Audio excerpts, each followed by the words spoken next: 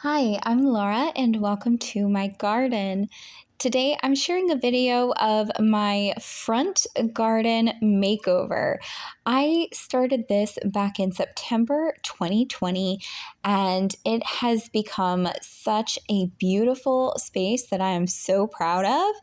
And here is the starting point. As you can see, there was nothing thrilling going on here. And in fact, previous to the renovation, I hated this front garden area. Everything that you see in this front part of the garden was like what was installed when the house was built 25 years ago. And very little maintenance and care went into it. And nothing is really pretty or beautiful. It's all just kind of green and sparse and diseased, and nothing looks fantastic. So we're going to change that. I want to do a really fun cottage style garden up here with just flowers and pretty things to look at. So let's dive into the videos and see how this progresses. Hey friends, so I did not make it very far last night. By the time I got done shopping for all of this, I came home, my fiance had dinner ready, ate dinner. I did get started on a tiny bit of removing gravel and the existing brick border around the front part of the landscaping, and then I realized I needed the wheelbarrow to put all the gravel in so that way I can reuse it once the new plants are in. And unfortunately, the wheelbarrow had a flat tire, and instead of inflating it, my partner wanted to go to the store and get one with like the solid rubber tire that never pops or deflates or anything like that. So we ended up going to the store, grabbing a new wheelbarrow last night, which is going to be great for this project, and time to get started for today. So this is what the garage looks like right now. Things are kind of going crazy. We've got bushes all over and flowers all over, all the beautiful things I bought yesterday, beautiful hydrangeas, the new wheelbarrow, all the new brick pavers that I bought to do the edging and border around the front landscaping. And then this is what we are working with right now. You can see I got started pulling up a few of the existing border bricks and then some of the gravel right there before I realized I needed a wheelbarrow. And yeah, so time to get started on day 2 of this project. So this is what the front of the house is looking like right now. As you can see, I've dug up all of the plants that were right here. This one right here, this giant one, I've actually dug up, but I can't dig back there around because of the other small bushes that are in there. So I'm waiting for my fiance to come out and help me use his muscles to pull this giant flower up, and then I've got those 2 to go, and then all of these ones, and then I'm not quite sure how I'm going to get that giant boxwood out, but I did find out that it has something called boxwood blight and it cannot be saved. It is dying. So lots of stuff going on here. As you can see, this is the part where it gets messier before it gets better, and it definitely does not look great.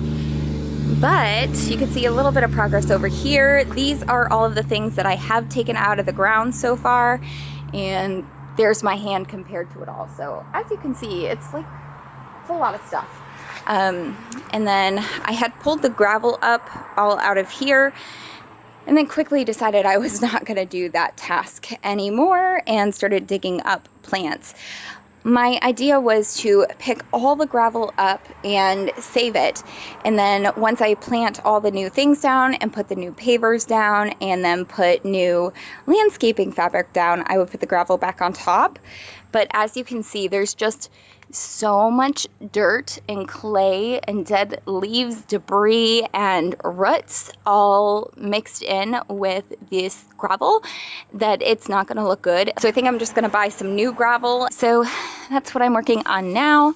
Time to get back. I just took an hour-long break, had some food and some ice cold water and a cold shower, changed my clothes. Now I'm back in my sweaty, dirty gardening clothes and time to get back to work. I'm using a hoe and a rake to try and remove the gravel, and as I start trying to dig up some plants, some bees come out, and I grab my wasp killer. These were not friendly bees. These were wasps and hornets that had made nests in these bushes. And so I grab my bee killer there, and I go through and I kick all the bushes so that way I can get away. And you can see as I kick up that very last bush, a bunch of bees come flying out, and not the friendly kind. So I stay guarded with my spray nearby, and I go right back at it, digging up all these plants and removing the gravel and really working hard. I had to work really hard, but all worth it. I promised my husband when he said I could change the front of the garden, he had no interest in it. And the way I convinced him to let me do it was I told him he would not have to do anything. I would do it all myself. I wouldn't ask for his help. And as you can see there, I'm working really hard. After I remove 2/3 of these plants, I start hitting these giant roots, and it becomes extremely difficult to pull up those medium-sized shrubs in the middle there. And what I didn't know then that I know now was that those big holly bushes in the very back row had this intense root system that had grown around these smaller plants too. And so it was extremely difficult, took a lot of effort, and I just kept pushing myself, telling myself I wanted to get it done. I needed to get it done. I was so excited for the change. I had no idea that I was injuring myself when I was doing this.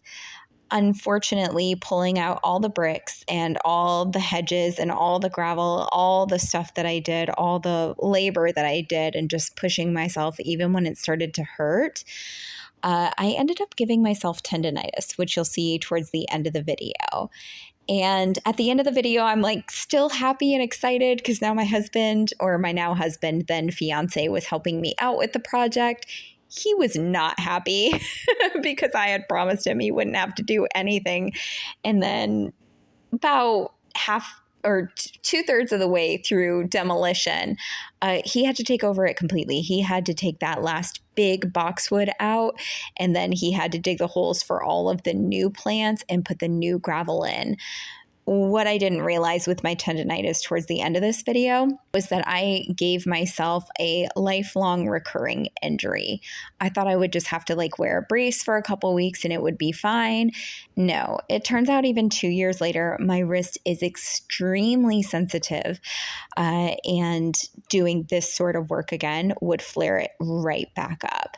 And at the end of the video, I also say my husband's taking over, so I'm not going to record him because he doesn't want, his sweaty self in videos while he's doing all this manual labor that he's not happy to be doing.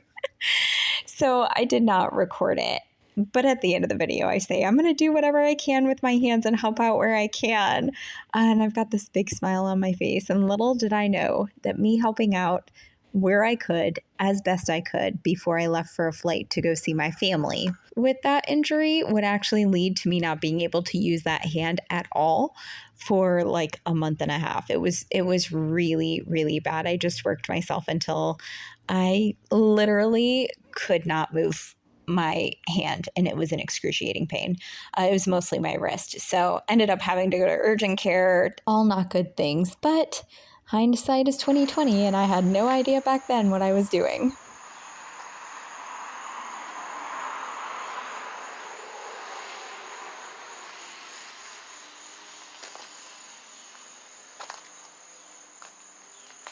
So it's the end of night 2, and I am so tired.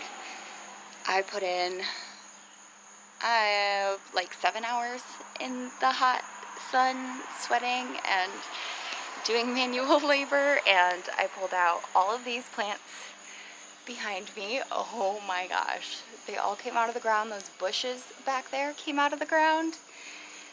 Oh, it's crazy. So yeah, it's looking pretty bare over there right now. I still have our diseased boxwood plant to pull up out of the ground tomorrow.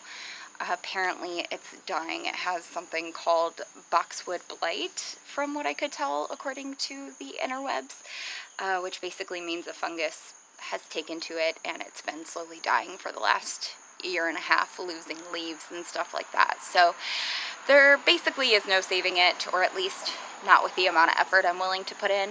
However, I've just realized I have a dirt mustache. It's okay, I have dirt everywhere.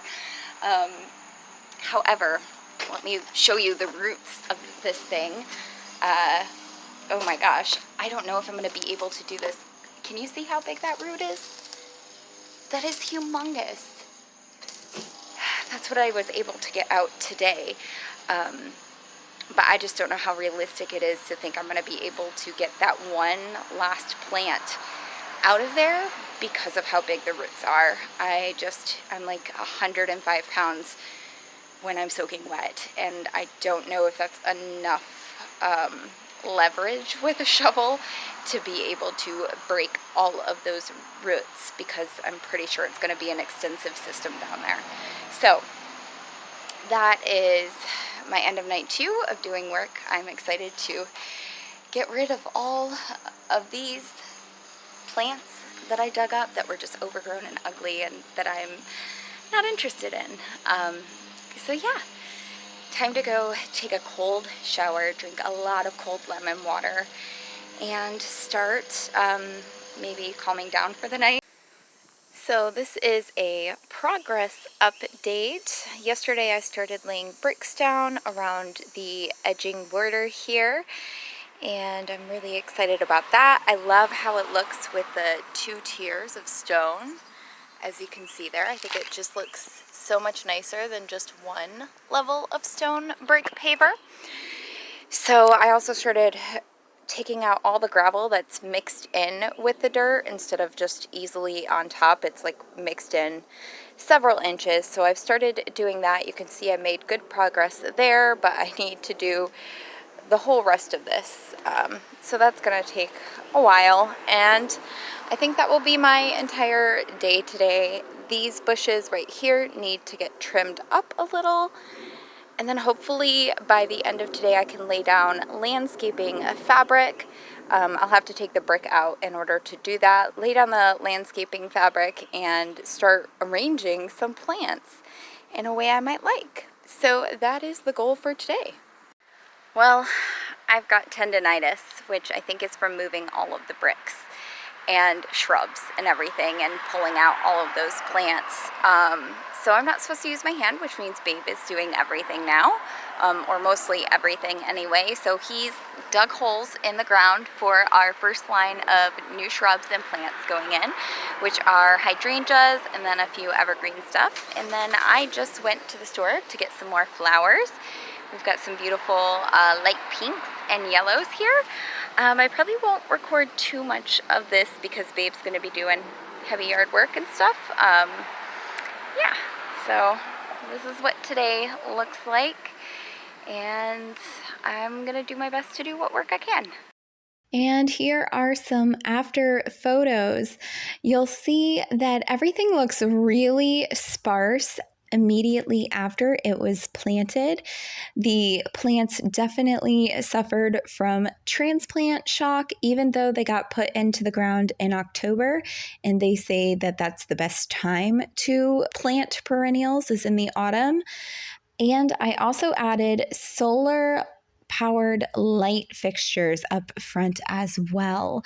I think it looks really cute and charming. I do need to straighten those out though, those lights. But as you can see, in the spring we get these gorgeous light pink blooms before anything else. And then in summer we lose those pink blooms and the yellow ones come in and the hydrangeas come in and the purple Russian sage comes in. And then here you can see 2 years later where almost the entire thing is full and you can hardly see any gravel. So beautiful, and I'm so happy with it. I hope you've enjoyed this video of making over my front garden, and I will catch you in the next video. Bye!